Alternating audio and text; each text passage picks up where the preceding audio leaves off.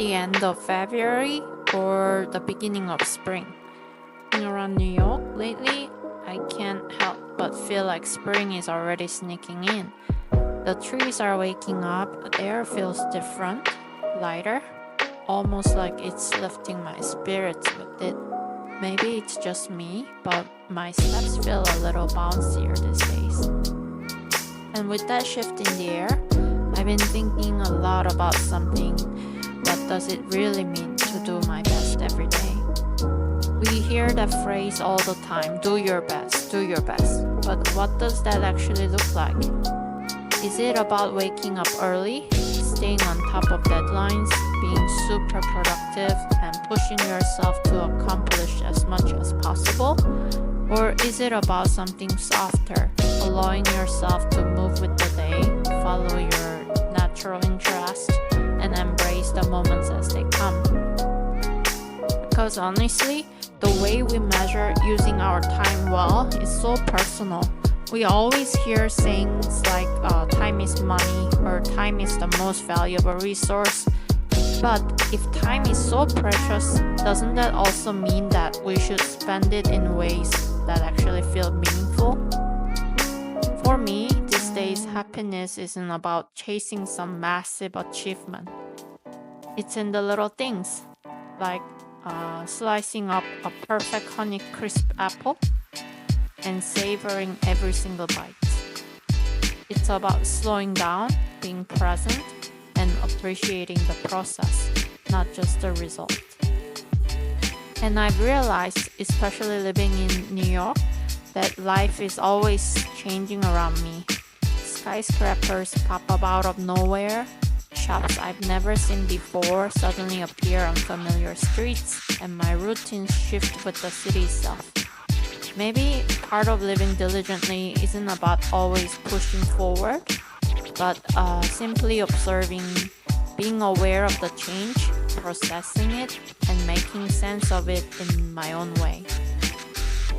For a long time, especially in my 20s and early 30s, I was scared of time passing without me accomplishing enough. I thought, if I'm not studying, practicing, or working towards something tangible, am I wasting my time? I think that's a fear a lot of us carry. This pressure to always be doing something, always improving, always working toward the next goal. Because if you're not, then what? Are you falling behind? Are you wasting your potential? But lately, I've been questioning that whole idea. Because when you really think about time, especially from a more scientific or even philosophical perspective, it's not as rigid as we make it out to be. If you look at it from a quantum perspective, time isn't even linear. The way we experience it as this straight line moving forward is just a human construct. In reality, time might be something much more fluid, much more complex than we realize. So if time itself isn't as straightforward as we think, why do we put so much pressure on ourselves to maximize every second of it? Now, don't get me wrong, doing your best is important. But I think there's a fine line between working hard and pushing yourself to the point of burnout. I learned the lesson the hard way when I worked in fashion. My schedule was brutal, 6 a.m. to midnight, almost every day, including weekends. And at first, I convinced myself it was worth it. I was putting in the effort. I was proving myself. I was doing my best. But then my body started shutting down. I felt exhausted all the time. My health took a hit. I ignored the warning signs for as long as I could until one day I realized I couldn't keep doing this. So after 9 months, I walked away. Did I do my best? Yes. But what was the point if in the process I was completely deteriorating inside?